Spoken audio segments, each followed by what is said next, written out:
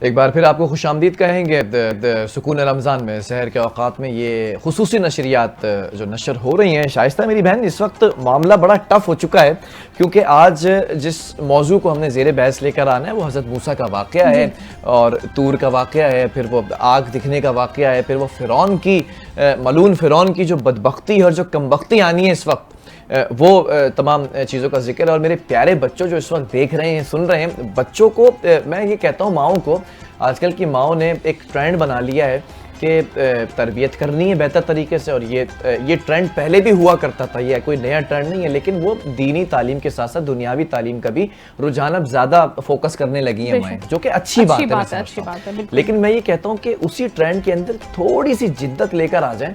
بچوں کو جو پوئم سناتے ہیں آپ لوگ، بہت اچھی باتیں سناتے ہیں، بچہ اس سے فلوئنٹ ہوتا ہے، انگلش کے اندر فلوئنٹ ہوتا ہے، اردو کے اندر ایکٹیو ہوتا ہے. اس پوئم کے ساتھ ساتھ آپ نبیوں کے، انبیاء کے جو قصے ہیں، قصص الانبیاء، وہ سنایا کریں، جو اللہ رب العزت نے فرقان حمید قرآن مجید کے اندر یہ تمام چیزیں وحی کے ذریعے، جبریل امین کے ذریعے، آقا دو جہاں حضرت محمد مصطفیٰ صلی اللہ تعالی علیہ وسلم کے ذریعے ہم تک پہنچائی ہیں. کلام یہ جو فرمایا ہے ہم سے، دو بدو کلام فرمایا نا اللہ رب العزت نے، وہ سارے قصے بڑے خوبصورت ہیں.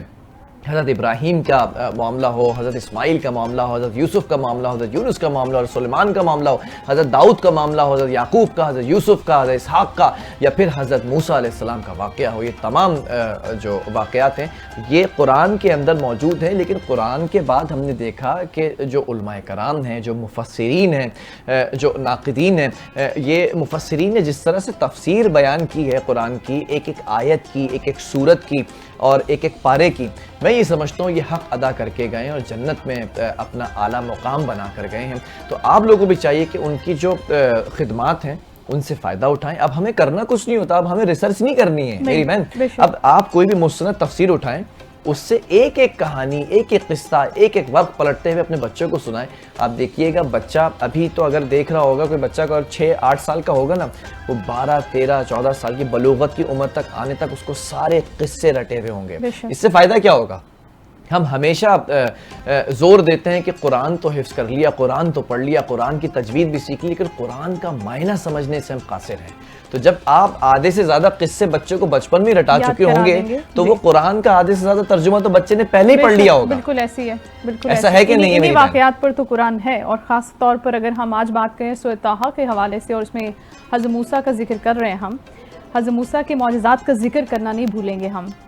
فرعون کے ساتھ جو بات چیت ہوئی اس کا ذکر نہیں بھولیں گے، اس محل میں کیسے پرورش پائی وہ نہیں بھولیں گے. یہ ساری کی ساری چیزیں بہت ہی فکر انگیز ہیں اور بڑی خوبصورت ہیں.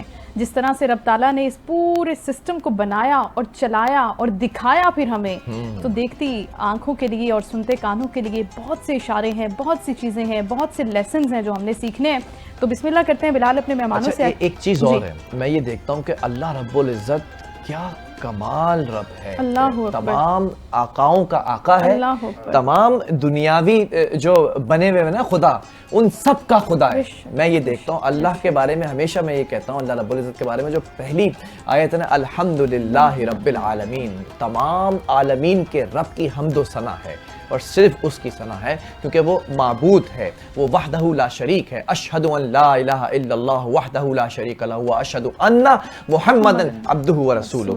ہم آج جن ہستیوں کے ساتھ، جن شخصیات کے ساتھ بیٹھے ہوئے، یہ میرے دل کے بڑے قریب ہوتے ہیں کیونکہ یہ علماء کرام ہیں اور یہ دین کی فکر رکھتے ہیں، اسلام کی فکر رکھتے ہیں. اور ان کے سینوں میں، میں ہمیشہ کہتا ہوں، مجھے خوشی ہوتی ہے یہ بات کہتے ہوئے کہ اللہ رب العزت نے ان کے سینوں میں علم کو محفوظ فرمایا تاکہ یہ آپ کی اور میری رہنمائی کر سکے قرآن و حدیث کی روشنی میں. اور آپ کے اور میرے جو پیچیدہ مسائل ہیں نا، ان مسائل کا جو حل ہے، ان سوالات کے جو جوابات ہیں، وہ بڑی خوبصورتی سے یہاں پر دیتے ہیں. میرے دائیں جانب موجود ہیں، رہنما ہیں علماء و مشائخ ونگ مرکزی مسلم لیگ کراچی سے، شیخ عبدالعزیز محمدی صاحب. السلام علیکم ورحمۃ اللہ. وعلیکم السلام ورحمۃ اللہ. بخیر. عبدالعظیم محمد. ماشاءاللہ ماشاءاللہ. عبدالعظیم محمدی صاحب، آپ بخیر و عافیت ہیں؟ جی اللہ کا شکر ہے بلال بھائی، اللہ کا احسان ہے آپ سے. ماشاءاللہ میں بڑا شکر گزار ہوں کہ آپ آج یہاں پر تشریف لے کر آئیں، بہت شکریہ. دوسری جانب ہمارے ساتھ عالم دین ہیں اور ہمارے ساتھ پہلے بھی جو ہے وہ اسکرین پر آپ نے دیکھا ہوگا سوال و جوابات کی نشست کے اندر مفتی حافظ محمد علی المرتضیٰ صاحب. السلام علیکم ورحمۃ اللہ. وعلیکم السلام ورحمۃ اللہ وبرکاتہ. مفتی صاحب آج معاملہ تھوڑا سا ٹف ہے کیونکہ جو سوالات ہیں وہ ہمارے پاس کافی دنوں سے جمع ہوئے ہیں، خاص طور پہ آپ کا نام لے کے سوالات ہوئے ہیں. تو ہم چاہیں گے کہ ان سوالات کو بھی آپ کے سامنے کم رکھیں اور وقت میں جوابات ہم زیادہ جوابات دینے کی کم کوشش وقت میں کریں آپ ہم سے. بہت کچھ کرنے کی کوشش کریں گے اور اللہ تعالیٰ ہمیں یہ جو ہے وہ کوشش کو ہماری کوشش کو کامیاب کرے. میری بہن مجھے پتہ ہے کہ دل کے اندر سوالات ہوں گے آپ کے بہت سارے بہت سے اور سوالات عالم ہیں. دین سامنے کچھ بیٹھے ہوئے ہیں. سوالات ہمارے اپنے ہیں, ظاہر ہے کہ ہم بھی علم کا وہ تو نہیں ہے لیول, اور اتنی ریڈنگ بھی نہیں ہے, اتنی ریسرچ بھی نہیں ہے. ہمارے اپنے سوالات بھی ہیں, ہماری ٹیم کے سوالات بھی ہیں, اور کچھ آپ لوگوں کے سوالات بھی ہیں. اچھا ناظرین جو اس وقت مجھے دیکھ رہے ہیں, میں بتاؤں میری بہن شائستہ کے بارے میں, جب ہم میک اپ روم میں بیٹھے ہوتے ہیں یا افطاری کا وقت ہوتا ہے یا پھر جب بھی ہماری ملاقات ہوتی ہے اس ٹرانسمیشن سے پہلے, جو بھی صورت ہوتی ہے, جو بھی اس کا ترجمہ ہوتا ہے, یہ ماشاءاللہ سے پڑھ رہی ہوتی ہیں بیٹھ کے, تو میں پوچھتا ہوں کیا کر رہی ہیں, تو یہ اس کو پڑھتی ہیں.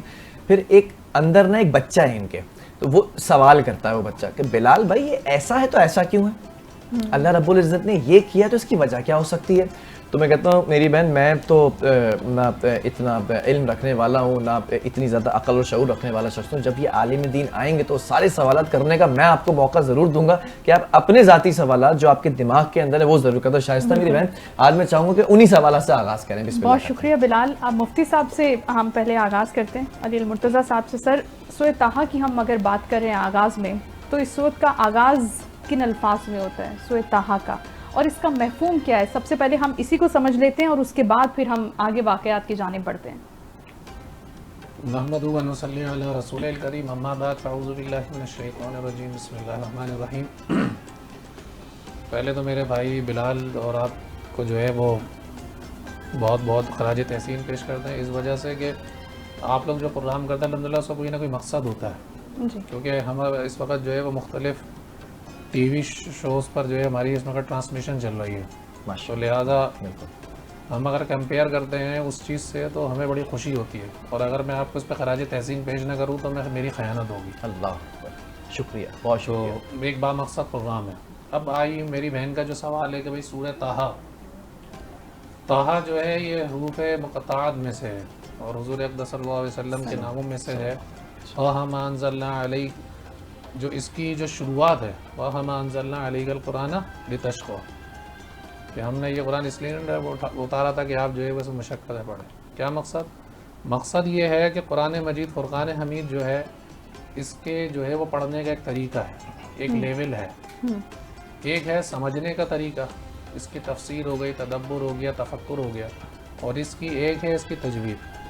تو کسی بھی لحاظ سے اب اس کی جو ہے وہ مختلف تفاسیر جو ہے وہ علماء کرام نے کری ہیں. جیسا کہ میری بہن کا سوال ہے کہ شروع کے اندر جو ہے وہ کس چیز کا جو ہے وہ عمومی طور پر جو ہے وہ ذکر کیا جاتا ہے, تو یہ ذکر کیا جا رہا ہے کہ بھائی اس کو جو ہے آپ پڑھیں. لتشقیٰ کیا مقصد؟ جس طریقے سے, یعنی کہ پڑھنے کا حق ہے اس کو تجوید کے ساتھ, اچھے لہن کے ساتھ, اچھی آواز کے ساتھ, اور اس پابندی کے ساتھ. کیا مقصد؟ اپنے آپ کو قرآن کے اندر یہ نہیں ہے کہ جی آپ اپنے آپ کو اتنا مشقت میں ڈال دیں, بلکہ ایک اعتدال کے ساتھ.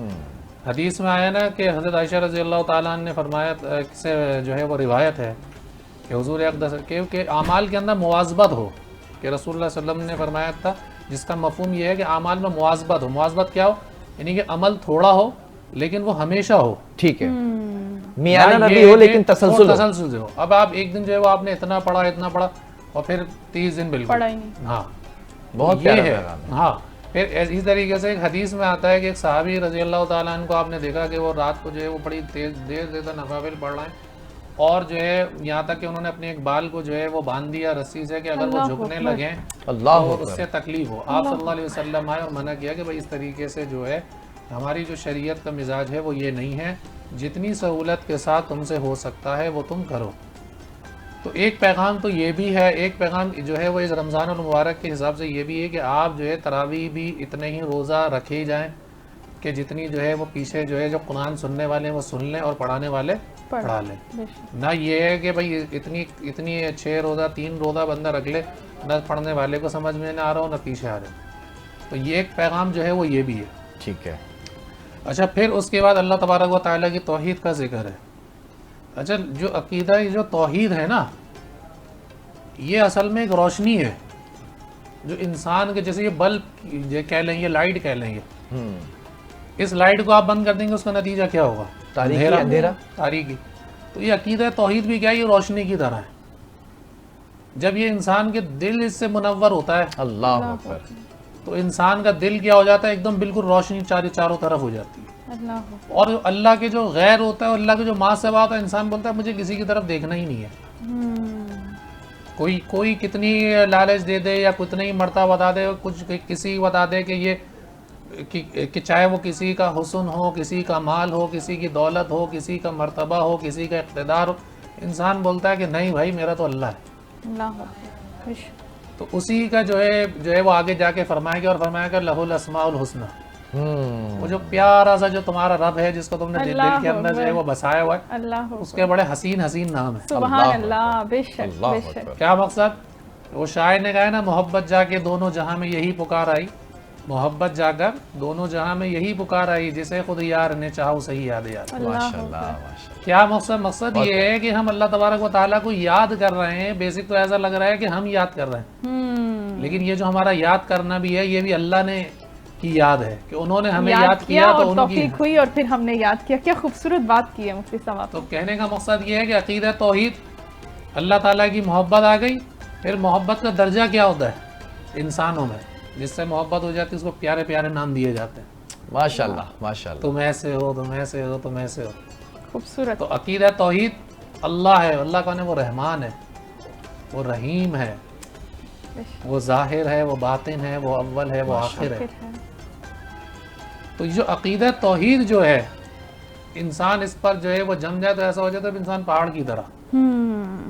تو دلوں کو جو روشن کرنے والی چیز ہے وہ عقیدہ توحید ہے جس کو شروع کے اندر جو ہے بیان کیا گیا ہے. اور ایک جگہ قرآن میں فرمایا گیا ہے مشرکین کی جو ہے وہ گمراہی بیان کی گئی. جب اللہ کا ان کے سامنے علیحدہ سے ذکر کیا جاتا ہے صرف اللہ کا تو ایسے ہو جاتے ہیں بالکل بجھ جاتے ہیں.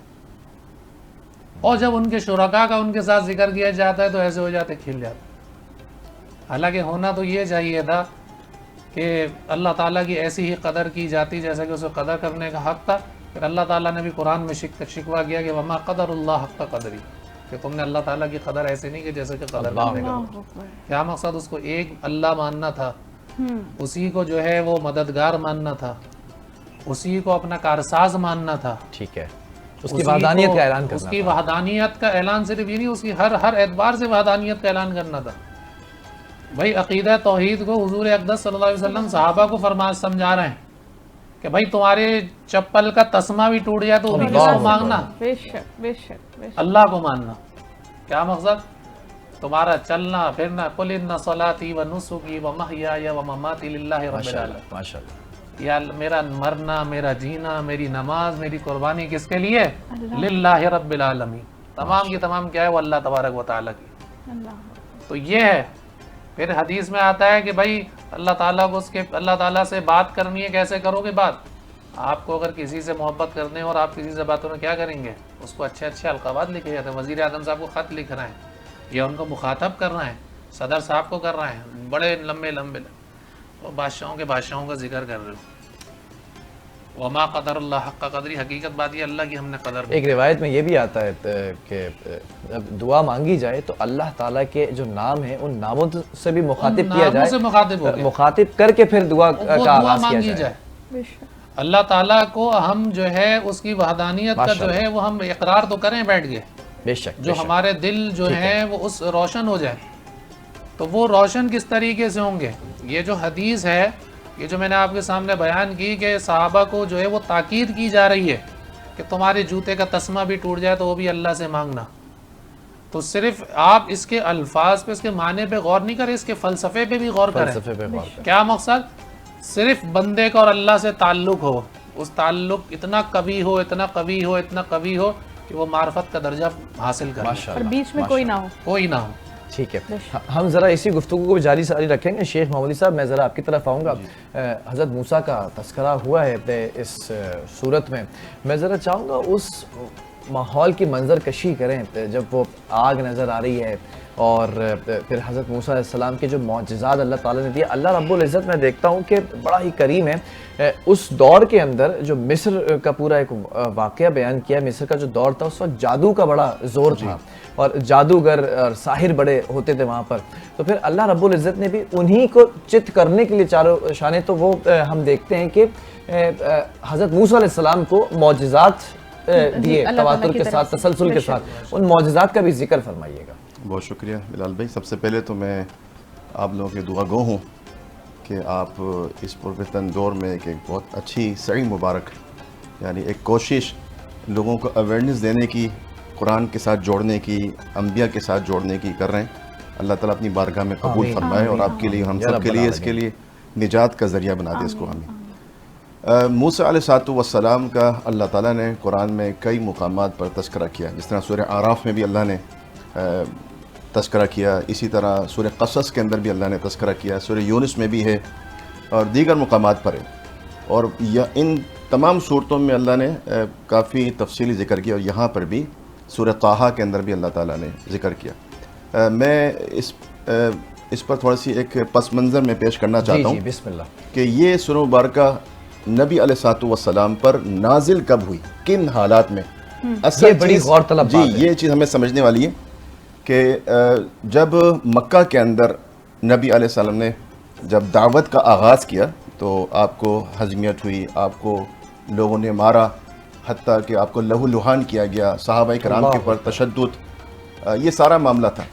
تو اس وقت کوئی ایسی سبیل نظر نہیں آ رہی تھی کہ صحابہ وہاں جائیں، اپنے آپ کو بچائیں، اور خوبی یہ تھی کہ نبی علیہ السلام وما ينطق عن الهوى ان هو الا وحی یوحى، وحی کے بغیر کوئی کام نہیں کرتے تھے، کیونکہ آپ اللہ کے رسول تھے، آپ منتظر تھے کہ اللہ کا کوئی پیغام آئے۔ تو اللہ رب العالمین نے حبشہ کی طرف ہجرت کرنے کا حکم دیا، یہ نبوت کا 5واں سال ہے۔ تو یہ حالات بنے، پھر وہاں پر عثمان بن عفان کو آپ نے اس قافلے کا امیر مقرر کیا، جس میں تقریباً 8 مرد تھے اور 3 خواتین تھیں، یعنی 8 صحابہ اور 3 صحابیاں۔ یہ گئے، پھر وہاں پر افواہ پھیلی کہ مکے کے حالات ٹھیک ہو گئے، یہ واپس آ گئے۔ اس کے بعد 1 سال بعد، یعنی اس 1 سال کے اندر تشدد اور بڑھ گیا۔ ابو جہل، ان کے رفقا جتنے بھی تھے، انہوں نے بہت زیادہ تشدد کیا۔ تو پھر اللہ تعالیٰ نے پھر حبشہ کی طرف اجازت دی۔ تو اس وقت 83 صحابہ اور 19 صحابیات، جس میں جعفر بن ابی طالب جو آپ اسلام کے آل میں سے ہیں اور آپ کے چچا زاد بھائی ہیں، آپ نے ان کو امیر مقرر کیا اور آپ نے ان کو روانہ کیا، وہ چلے گئے۔ ان حالات میں اللہ رب العالمین نے سورہ طٰہٰ نازل فرما کر اپنے نبی کو تسلی دی اور آپ کو ایک راستہ دکھایا، آپ کو اس قوم کے اندر رہ کر استقامت کے ساتھ کھڑے رہنے کا اللہ تعالیٰ نے پیغام دیا، اور صحابہ کو بھی تلقین کی کہ یہ حالات یہ نئے نہیں ہیں، یہ آ چکے پہلے، یہ پہلے انبیاء پر بھی آئے، ان کی قوموں پر بھی آئے ہیں۔ جس طرح اللہ نے سورہ عنکبوت میں فرمایا الف لام میم ذالک الف لام میم احسب الناس ان یترکوا ان یقولوا آمنا وهم لا یفتنون، کہ کیا آپ نے یہ گمان کر لیا کہ آپ ایمان لے آئیں گے، اتنا کہہ کر بچ جائیں گے؟ وهم لا یفتنون، آپ کی آزمائش نہیں ہوگی۔ وَلَقَدْ فَتَنَّ الَّذِينَ مِن قَبْلِكُمْ، تم سے پہلے بھی قومیں آزمائی گئی ہیں، حتیٰ کہ آپ علیہ السلام نے فرمایا کہ کبھی ایسا بھی ہوا ہے کہ گاڑا گیا زمین میں ایک مومن کو، اس کے سر پہ آرا چلا کے اس کو 2 ٹکڑے کر دیے گئے، کھولتے ہوئے تیل میں ڈالا گیا ایمان والوں کو، ان کے گوشت ان کی ہڈیوں سے الگ ہو گئے، لیکن وہ استقامت کا پہاڑ بنے رہے۔ موسیٰ علیہ السلام کا تذکرہ شروع ہو رہا ہے، جس طرح مفتی صاحب نے بات کی کہ ما انزلنا علیک القرآن لتشقی، اللہ کا انداز ہے کتنا پیارا نبی کے اوپر۔ پہلے اپنے نبی کی تعریف کی، طٰہٰ، کہا کہ طٰہٰ، اے طٰہٰ ما انزلنا علیک القرآن لتشقی، اس قرآن کو اپنے اوپر بوجھ مت جانیے گا، یہ قرآن تو ہدایت دینے کے لیے آیا ہے، یہ آپ کو ایک وے دکھائے گی، یہ جنت کی وے، یہ اس پہ آپ کو چلائے گا۔ پھر اللہ نے موسیٰ علیہ السلام کا تذکرہ فوراً تذکرہ کیا، اور وہاں پر اللہ رب العالمین نے، میں ایک اس پر بھی بات کرنا چاہوں گا اگر مجھے موقع دیتے ہیں انشاءاللہ، کہ تھوڑا سا بیک گراؤنڈ پہ جاتے ہیں کہ موسیٰ علیہ السلام مدین سے چلے ہیں اپنی زوجہ محترمہ کے ساتھ، 10 سال کا عرصہ انہوں نے مدین میں گزارا۔ بالکل ایسا ہی ہے۔ مدین کیوں آئے؟ مصر میں تھے، پہلے مصر میں تھے، وہاں پر معاملہ یہ بنا کہ وہ انہوں نے دیکھا کہ ایک قبطی اور ایک ان کا بنی اسرائیلی وہ لڑ لیں آپس میں، تو اس کا ذکر سورہ قصص میں غالباً بالکل ہے، بالکل ہے۔ تو انہوں نے وہاں پر گئے، اور ھذا من شیعتہ وھذا من عدوہ، اللہ نے کہا کہ ان میں سے ایک ان کا تھا اور ایک دشمن کا تھا، یعنی فرعونی تھا۔ تو انہوں نے حق کی طرف، موسیٰ علیہ السلام نے حق پر جو تھا اس کا ساتھ دیا، فوقظہ موسیٰ، موسیٰ علیہ السلام نے مکہ مارا زوردار اس قبطی کو اور وہ مر گیا. اچھا یہ بات بھی ہے کہ وہ بڑی قوت والے تھے موسیٰ علیہ السلام نے ماشاءاللہ.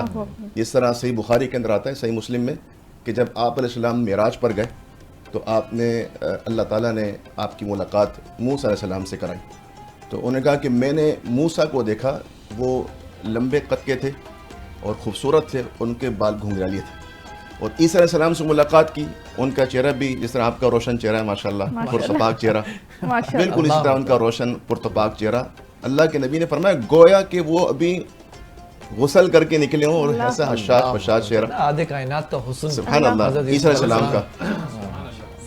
اچھا یہ والا معاملہ ہے. تو موسیٰ علیہ السلام آپ دیکھیں 10 سال وہاں پر رہے, اور جب ان کو یہ معاملہ ہوا تو فرعون نے ان کے جس طرح وہ جاری ہوتا ہے نا کہ آرڈر جاری ہوتا ہے ان کو پکڑ لو, ٹھیک ہے, انہوں نے جاری کیا.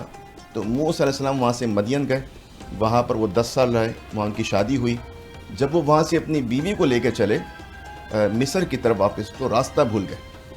تو وادی مقدس پر وہاں پہنچے, وہاں انہوں نے اسٹے کیا. اسٹے کرنے کے بعد انہوں نے, سردی کا موسم تھا اور رات اندھیری تھی, تو یقیناً ایسے موسم میں آپ کو آگ چاہیے ہوتی, اور آپ ایک وادی میں ہیں, ایک بیابان علاقے میں ہیں, وادی مقدس, تو اللہ نے اس کو وادی مقدس کہا. طور سینہ یہ پہاڑی علاقہ تھا, وہاں پر پہنچے تو دور سے ایک الاؤ دیکھا کہ ایک الاؤ جل رہا ہے. تو انہوں نے اپنی بیوی سے کہا انی آنست نارا لعلی, یہ جو آگ جل رہی ہے نا میں ابھی لے کے آتا ہوں اس کو, اور اس سے ہم آگ تپائیں گے, اور ممکن ہے کہ وہاں پر کوئی مجھے بندہ مل جائے اور ہمیں وہ راہ دکھا دے, صحیح راہ دکھا دے. اللہ, اچھا وہ بندے کی تلاش میں تھے, وہاں تو رب تھا. سبحان اللہ, بندہ کیا راہ دکھائے گا جو رب راہ دکھاتا ہے ماشاءاللہ. تو وہاں پہنچے, وہاں پہنچنے کے بعد جب انہوں نے آگ دیکھی, تو آگ دیکھنے کے بعد وہاں سے آواز آئی یا موسیٰ انی انا اللہ. یہ آگ نہیں ہے, اب آپ سے آپ کا رب کلام کر رہا ہے.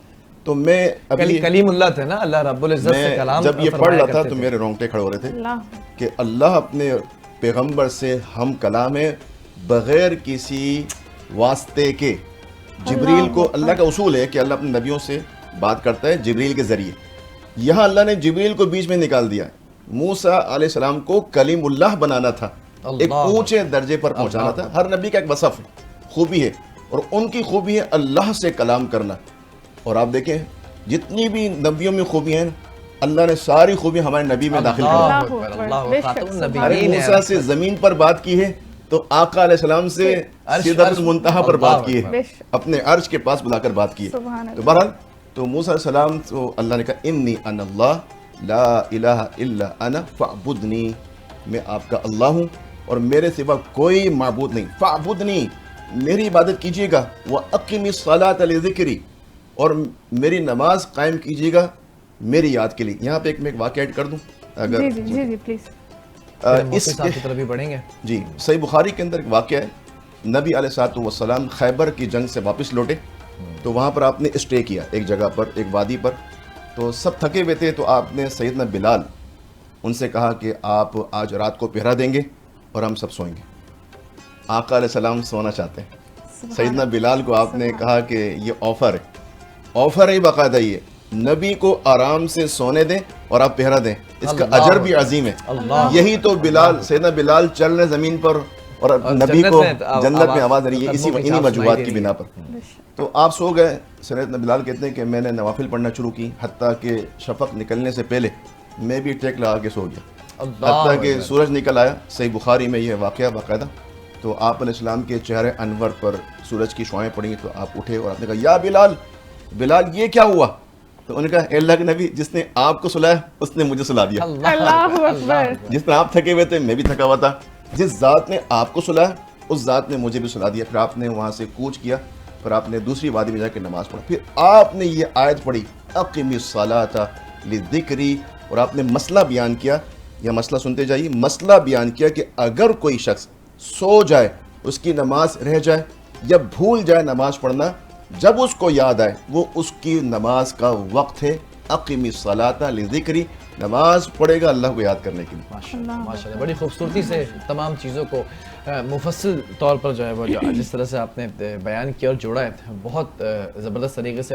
حافظ صاحب میں ذرا آپ کی طرف بڑھوں گا کہ ہم حضرت موسیٰ علیہ السلام کی قوم کی بات کر رہے ہیں اگر تو نافرمان قوم ہم نے دیکھا, اللہ کی پسندیدہ ترین قوم بھی دیکھا لیکن ناشکری قوم بھی دیکھا ہم نے. تو اس قوم کے اندر ایسی کون سی خرابیاں تھیں؟ حضرت موسیٰ علیہ السلام بارہا کوششیں کرتے تھے, پھر اللہ رب العزت نے تمام نعمتیں, رحمتیں, فضیلتیں اس قوم میں دیں. ذرا اس کے بھی اوپر روشنی ڈالیے گا, ذرا تذکرہ ہو جائے تو جو پیارے بچے اس وقت بیٹھ کر دیکھ رہے, اور میں چاہتا ہوں کہ مفتیان کرام کو یہ بچے زیادہ تر سنیں تاکہ ان کو پتہ چلے کہ وہ قومیں کیسی تھیں, وہ اقوام کیسی تھی, اور آج ہم کہیں اسی راستے پر تو نہیں چل پڑے. بسم اللہ الرحمن الرحیم. بہت اچھا آپ نے سوال کیا, اور یہ سوال جو ہے وہ آج کے حالات کے مطابق بھی ہے. اور وہ مطابقت جو ہے وہ میں آپ کو آخر میں بیان کروں گا کیسے. بسم اللہ. حضرت موسیٰ علیہ السلام اور حضرت ہارون علیہ السلام کو اللہ تعالیٰ نے حکم دیا.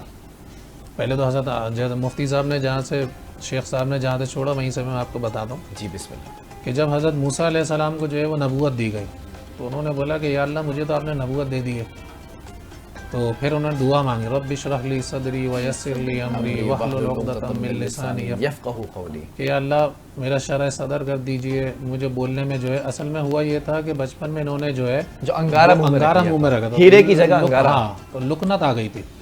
تو اس کے لیے انہوں نے دعا مانگی کہ اللہ میں اٹک اٹک کے میں بولتا ہوں. تو ترجمانی کے لیے سامنے بھائی تھے ترجمانی کے موجود. لیے کیا ہے ہارون, یہ وشدد بھی ازری, کہ میرے بھائی کو ایک تو میرا وزیر بنا دے, نبی بنا دے, اور اس کے ذریعے میری کمر کو کیا کر دے, مضبوط کر دے. اللہ. پھر اس میں سے ایک مسئلہ یہ نکلتا ہے کہ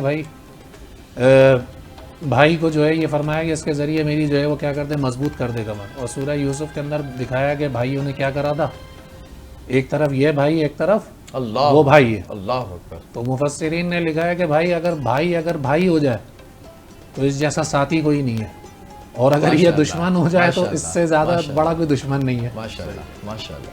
تو اپنے بھائی کو کیا فرمایا کہ یا اللہ ان کو بھی نبوت دے دے, یہ میرے ترجمان ہو جائیں گے. تو اللہ تعالیٰ نے بولا کہ بھائی بنا دیا تمہارے باپ کے بھائی کو بھی. اب کیا فرمایا, اذهب الى فرعون انه طغى, اب آپ دونوں جائیے فرعون کی طرف. فرعون نے کیا کریے, بغل.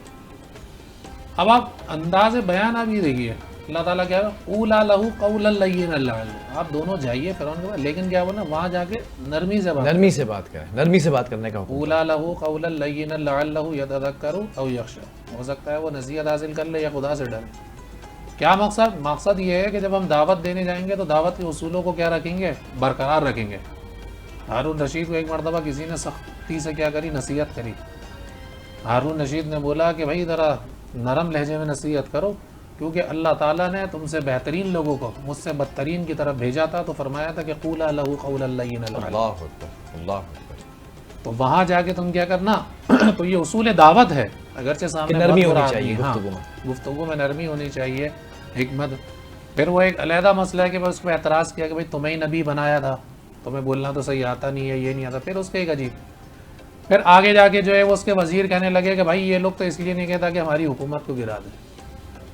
تو انہوں نے فرمایا کہ بھائی حکومت تو نہیں ہے, میرا تو یہ ہے کہ بھائی ایک تو تم ظلم چھوڑ دو, اور دوسرا یہ کہ بنی اسرائیل کو میرے ساتھ بھیجو. پھر آپ کے سوال کی طرف آ رہے ہیں کہ بنی اسرائیل کو لے کر یہ نکلے. نکلنے کے بعد پیچھے سے فرعون کو پتہ چلا, فرعون جو ہے وہ لشکر. اب یہ اللہ تعالیٰ کی حکمت دیکھیں, بھائی کمانڈر ان چیف تو اپنے گھر پہ بیٹھتا ہے, وہ تو فوج کو بھیجتا ہے, لیکن اللہ کی مصلحت تھی کہ فرعون بھی ساتھ میں ہے, کیونکہ اس کو اس کے لشکر کے ساتھ غرق کر. اب جیسے ہی دریائے نیل کے پاس پہنچے, بنی اسرائیل نے حضرت موسیٰ سے شکوہ شروع کر دیا, جو ان کا مزاج تھا کہ موسیٰ ہر چیز پر شکوہ کرتے تھے. یہاں تک آپ بنو سلمہ تک دے دیا, بنو سلمہ تک دے دیا, اس پہ بھی شکوہ. ابھی تو آپ یہ بتائیے نا کہ یہ ابھی جا رہے ہیں, اللہ ان کو پار کروا دیا, اور فرعون کو کیا کر دیا, غرق کر دیا. یہ جو ڈبونے کا واقعہ ہے اور غرق کرنے کا واقعہ, یہ تو غالباً ایک آخری حصہ ہے نا, اس سے پہلے کے جو واقعات ہیں ان کو گویا ہم سکپ کر گئے ہیں. بنی اسرائیل کی طرف جو ہے ایک چیز اور بھی ہے, میں ذرا قطع کلامی کی معذرت چاہتا ہوں. میری بہن آپ نے بالکل صحیح کہا کہ اس سے پہلے بھی ایک بڑے واقعات ہیں, کیونکہ اس سے پہلے عذاب نازل ہو رہے ہیں, چیزیں نازل ہو رہی ہیں. میں نے سوال کرنے کا مقصد جو میں سمجھا دوں وہ جو اس کی چاشنی ہے کہ اس واقعے کے بعد جب یہ دریا سے نکل جاتے ہیں اور فرعون دریا میں چلا جاتا ہے, غارت ہو جاتا ہے, ہے, اس کے بعد جب یہ صحرا کے اندر اتنے سال رہے ہیں حضرت موسیٰ علیہ السلام کے ساتھ, تو اس وقت بھی ہم نے یہ دیکھا ہے کہ ان کی یہ جو قوم تھی, یہ قوم ناشکری پر اڑی رہتی تھی, ہر چیز پر پھر جب طور پر جاتے ہیں واپس آتے ہیں تو پتہ چلا کہ وہ سامری نے جو ہے جو وہ تھا ایک بیل بنا دیا. وہ آپ کی بیسک سوال وہی اسی سوال کی اسی طرح پر بھی, ہاں, ناشکری کیا کہ کن کن چیزوں پہ ناشکری ان ہوتی کی تھی. کیا ہے. اب ان کو اتنا بڑا ان کو معجزہ دکھایا کہ بھئی آپ کے لیے دریا پھاڑ دیا اللہ نے. اللہ اکبر. بھئی ایک طرف آپ بنی اسرائیل کی حرکت دیکھیں اور دوسرا حضور اقدس صلی اللہ علیہ وسلم کے صحابہ کو دیکھیں. اللہ اکبر. قرآن کیا کہہ رہا ہے کہ بھئی صحابہ کو جو ہے یہ خدشہ تھا, صحابہ مدینے کے جو انصار تھے ان سے معاہدہ یہ تھا کہ بھئی مدینے پہ کوئی حملہ کرے گا تو ہم آپ کا دفاع کریں گے, لیکن بدر کا جو ہے وہ واقعہ یہ آ گیا. نبی پاک صلی اللہ علیہ وسلم جو ہے وہ بار بار پوچھ رہے ہیں کہ بھائی بتاؤ کیا کرو, مشورہ دو مشورہ دو. صحابہ کھڑے ہوئے ہیں, سعد بن عبادہ کہ یا رسول اللہ کیسی بات کر رہے ہیں اب, کہ ہم آپ کا ساتھ نہیں دیں گے, ہم تو ہمارے لیے تو آپ سب سے بہتر ہیں, ہمارے لیے تو وہ مال جو ہم اپنے بچوں پہ خرچ کریں وہ اتنا زیادہ محبوب نہیں, ہم آپ پہ لٹا دیں. حضرت مقداد کھڑے ہوئے کہ یا رسول اللہ آپ کیسی بات کر رہے ہیں, آپ اگر ہمیں برق الغمات کا جو علاقہ ہے اور اگر آپ ہمیں بولیں گے سمندر میں کود جاؤ تو ہم سمندر میں کود جائیں گے. اللہ اکبر. ایک صحابی کھڑے ہوئے, انہوں نے کہا کہ ہم بنی اسرائیل کی طرح نہیں بولیں گے اے موسیٰ تم اور تمہارا رب جائیے جاؤ اور جا کے لڑو, ہم آپ کے آگے سے بھی لڑیں گے, پیچھے سے بھی لڑیں گے, دائیں سے بھی لڑیں گے, بائیں سے بھی بڑھیں گے, یا رسول اللہ ہم ہر حال میں آپ کا دفاع کریں گے. ایک طرف یہ کردار تھا, دوسری طرف بنی اسرائیل کا کردار تھا. بنی اسرائیل کا کردار کیا, اللہ کی مدد انہوں نے دیکھی کہ پھٹ گیا. پھر کیا ہوا, موسیٰ علیہ السلام کچھ دیر کے لیے چلے گئے, پیچھے ایک جو ان کی جو ہے وہ کیا نام ہے منافق تھا, سامری جادوگر. ہاں سامری, تو اس نے جبرائیل علیہ السلام کی جو ہے وہ پاؤں کی دیکھ لیا تو ان کے پاؤں کی مٹی ہے. اچھا پاؤں کی مٹی کا یہ اثر تھا کہ اس میں حیات ہوتی تھی, جس جگہ پہ ڈالتے تھے حیات پیدا ہو جاتی تھی. تو پہلے انہوں نے کہا کہ بھائی فرعونیوں دیکھو بھائی موسیٰ علیہ السلام تو پتہ نہیں کہاں چلے گئے, میں ایسا کرتا ہوں. انہوں نے یہ دیکھا کہ بھائی ایک قوم جو ہے بتوں کو پوج رہی ہے, انہوں نے بولا یار ہمارے بھی ایسا ہی کوئی بت بنا, کوئی نہ کوئی خدا ہونا چاہیے وقت کا نا, اس وقت یہ ضرورت اس نے جو فرعونیوں سے لیا ہوا جو وہ تھا زیور وغیرہ لیا, اس کو پگھلایا اور ایک گائے بنا کے اس میں وہ مٹی پھونک دی, وہ بھائیں بھائیں کرنے لگی, یہ سارے کے سارے جو ہے وہ سجدے میں گر گئے اور اس کی پوجا شروع. حضرت موسیٰ علیہ, یہ سورۃ طٰہٰ کے اندر یہ واقعہ, حضرت موسیٰ علیہ السلام جب آئے تو وہ ایک دم پریشان ہو گئے کیونکہ آپ جلالی تھے, 10 کمانڈمنٹس لے کر آئے تھے. ہاں وہ تو وہی وہ تو وہاں کے تھے. حضرت ہارون علیہ السلام کے پاس آئے غصے میں, چونکہ جلالی نبی تھے, اسی سورۃ طٰہٰ کے اندر ذکر ہے. اسی کے ساتھ حضرت ہارون علیہ السلام کی وہ پکڑ لی, داڑھی پکڑ لی غصے میں کہ میں تمہارے کیا کرنے کا تھا. انہوں نے بولا بھائی میرا ان کے پاس کوئی بھی بس نہیں تھا, ان کو سامری نے کیا کر دیا تھا, ان کو سامری نے ان کو جو ہے حضرت موسیٰ علیہ السلام نے جو ہے وہ سامری کو جو ہے بد دعا دی کہ تجھے ایسی بیماری لگے گی تم کیا بولو گے کہ مجھے چھوا نہیں. تو اس کے بارے میں آتا ہے کہ پاگل ہو کے جو ہے وہ گلیوں کے اندر جو یہ پھرا کرتا تھا. تو پھر اس کے بعد ایک ان کی نافرمانی یہ ہے, یعنی کہ ذرا سے حضرت موسیٰ علیہ السلام نے فوراً مقصد سے ہٹ گئے. ذرا میں چاہوں گا چیدہ نافرمانیوں کے اوپر بھی ذرا آ جائیں تاکہ آج کی قوم سمجھ سکے. ان کے بعد من و سلوہ اللہ تعالیٰ نے اتارا, آسمان سے اترتا تھا. اب وہ کیا تھا, بنا بنایا مختلف جو ہے وہ قسم کی تفسیر بنایا کی گئی ہیں. وہ کہتے ہیں جی بھونے میں بٹیر ہوتے تھے, تو اب جو ہے وہ ملنے کے بعد تو یہ کیا ہونا چاہیے تھا کہ بھائی اللہ تعالیٰ کا شکر گزاری کرتے, عبادات کے اندر کیا ہوتے اور زیادہ لگتے, اللہ تعالیٰ کی فرما برداری. کھانا بنانے کی ضرورت نہیں ہے, نہیں تھی, بنا بنایا دسترخوان اتر رہا ہے, تیار اتر رہا ہے, اور اس پر کیا بول رہے ہیں کہ یار عدسیہا و بصلیہا, کوئی یار مونگ کی دال, کوئی لہسن پیاز یار کھا پی کے جو ہم کیا ہوں گے ہو گئے. اور جہاں تک آپ صحابہ اکرام حضور اقدس صلی اللہ علیہ وسلم کے آپ ساتھیوں کو دیکھیے تو وہ کیا ہے, ایک ایک کھجور کھا کے کیا رکھ لیں, ایک ایک کھجور کھا کے. غزوہ خندق کے موقع پر ایک صحابی آئے اور انہوں نے جو ہے وہ اپنا پیٹ اٹھا کے دکھایا تو ایک پتھر بندھا ہوا تھا. آپ صلی اللہ علیہ وسلم نے کچھ نہیں فرمایا, اپنی جو ہے وہ قمیض اتار کے 2 پتھر بندھے ہوئے تھے. اللہ اکبر, اللہ اکبر. تو جہاں پر یہ کردار ہے اور وہاں پر کیا کردار ہے, پھر ان کو بولا کہ بھائی قوم جبارین ہے ایک, ذرا ان سے جا کے بس تم لوگ وہاں جا کے داخل ہو جاؤ, اللہ تعالیٰ تمہیں فتح دے دے گا. تو پھر اس کے بعد کہنے لگے کہ موسیٰ ہم تو یہاں بیٹھے میں, تم اور تمہارا رب جائے. اور یہ کون تھے, یہ وہ آج کے جو یہودی ہیں یہ وہی ہے. یہ اللہ اکبر. میں ذرا اسی پر جاؤں گا مفتی صاحب, شیخ محمدی صاحب, میں ذرا اسی گفتگو کو اگر آپ جاری رکھیں تو ہم اس وقت بات کریں بنی اسرائیل کی نافرمانیوں کے حوالے سے, ناشکری کے حوالے سے. اور آج ہماری جو قوم ہے اس میں بھی ہم دیکھتے ہیں کہ ناشکری ہے. اللہ رب العزت کے اتنے احسانات ہیں, وہ رب فرماتا ہے سورہ رحمان میں فَبِأَيِّ آلَاءِ رَبِّكُمَا تُكَذِّبَانِ, اے جن و انس تم اپنے رب کی کون کون سی نعمتوں کو جھٹلاؤ گے. تو آقا جب یہ آیت سنا رہے ہیں تو شکوہ کیا اصحاب سے کہ تم سے اچھے تو جن ہیں, جس کے اوپر یہ جواب دینے کہ ہم آپ کی طرف ہم آپ کی کسی نعمت کو نہیں جھٹلا سکتے ہیں. تو شہادت ہی ملتی ہے کہ اللہ رب العزت کی جو نعمتیں ہیں ہم اس کا جتنا شکر ادا کریں وہ کم ہے. آج ہمارے اندر ناشکری بھی ہے اور یہی صرف تھی بنی اسرائیل کی. ذرا اس کے اوپر روشنی ڈالیے. بلال بھائی سورہ بقرہ بنی اسرائیل کے حوالے سے اللہ تعالیٰ نے ڈسکشن کی باقاعدہ. یا بنی اسرائیل اذکروا نعمتی التی انعمت علیکم وانی فضلتکم علی العالمین. اللہ نے ان کی فضیلت بیان کی, ان پر جو نعمتیں کی وہ بیان کی. ان کے اندر جو سب سے بڑی جو نافرمانی تھی, جس کو آپ کہہ لیں کہ جس کی وجہ سے اللہ نے ان پر عذاب دیا, کہ انہوں نے اللہ کے ساتھ بچھڑے کو اللہ خدا بنایا, شرک کیا. اللہ رب العزت کو شرک نہیں ان شرک لظلم عظیم. لقمان السلام نے اپنے بیٹے کو یہی کہا تھا کہ یا بنی لا تشرک باللہ ان شرک لظلم عظیم. جتنے بھی انبیاء آئے نا ان سب کی دعوت وَلَقَدْ بَعَثْنَا فِي كُلِّ أُمَّةٍ رَسُولٍ أَنِ اعْبُدُوا اللَّهَ وَاجْتَنِبُوا الطَّاغُوتَ, یہی دعوت تھی. تو انہوں نے جس طرح مفتی صاحب نے سامری کا تذکرہ کیا اور سامری نے ایک بچھڑا بنایا. اب یہ آپ دیکھیں کہ بچھڑا ان کے سامنے بن رہا ہے اور ان کی عقل ماری گئی ہے کہ وہ اپنے رب کائنات کو, جس نے ان کو فرعون کے ظلم سے بچایا, یقتلون ابناءکم ویستحیون نساءکم. ظلم یہ کرتا تھا فرعون کہ ان کے جو نومولود بچے تھے ان کو ذبح کر دیا کر. یذبحون ابناءکم, ایک مقام پہ کہا ذبح, گردن پہ چھری پھیرنا. اب ذرا قربانی کے موقع پر خواتین جو ڈرتی ہیں, لیکن مرد جو ہے نا ماشاءاللہ سے اللہ نے بنایا. تو آپ دیکھیں کہ وہاں پر یہ معاملہ تھا, انہوں نے شرک کیا. دوسرا وَلَقَدِ اسْتُهْزِئَ بِرُسُلٍ مِّن قَبْلِكَ, انہوں نے موسیٰ علیہ السلام کا استہزاء کیا, ہر موقع پر ان کا مذاق بنایا. رسول کا جو مذاق ہے نا یہ کوئی عام بات نہیں ہے. آپ میرے سے مذاق کر رہے ہیں تو کام چل جائے گا, یا میرا مذاق اڑائیں, یہ بھی اللہ نے منع فرمایا کہ اب کسی مسلمان کا وَلَا تَلْمِزُوا أَنفُسَكُمْ وَلَا تَنَابَزُوا بِالْأَلْقَابِ منع فرمایا اللہ تعالیٰ نے.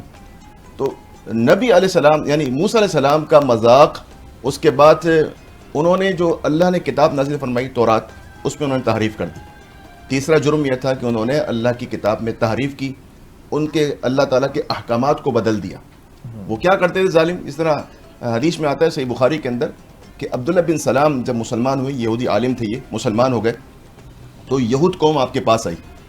تو انہوں نے کہا کہ ہمارا ایک مسئلہ حل کیجیے. تو انہوں نے کہا کہ آپ ان سے یہ پوچھیے گا کہ زنا کی حد کیا ہے تمہاری کتاب کے اندر. تو ان سے کہیں کہ تورات لاؤ اور وہاں پڑھو. انہوں نے کیا کہ انہوں نے وہ جو حد تھی اللہ کی طرف سے, انہوں نے وہ ہاتھ رکھ لیا اور جو اپنی من پسند چیز تھی وہ بیان کر دی. ابن سلام نے کہا کہ آپ ان سے کہیں کہ ہاتھ کو ہٹائیں اور اللہ تعالیٰ کی وہ حد بیان کریں جو قرآن میں سورہ تورات میں لکھی ہے. اچھا, انہوں نے یہ بھی کام کیا کہ جس طرح بھی مفتی صاحب نے بیان کیا کہ من سلوہ اترا, تو انہوں نے ناشکری کی. اللہ تعالیٰ کی نعمتوں کی ناشکری سے اللہ تعالیٰ نعمتیں چھین لیتا ہے. لَإِن شَكَرْتُمْ لَأَزِيدَنَّكُمْ وَلَإِن كَفَرْتُمْ إِنَّ عَذَابِي لَشَدِيدٌ. آج بھی ہم ناشکرے ہوتے جا رہے ہیں. اللہ کی نعمتیں ہمارے پاس ہیں, یہ پاکستان, یہ وطن ہمارے پاس ایک بہت بڑی نعمت ہے. اس کے وسائل, اس کی ہر چیز ہمارے پاس بہت بڑی نعمتیں ہیں.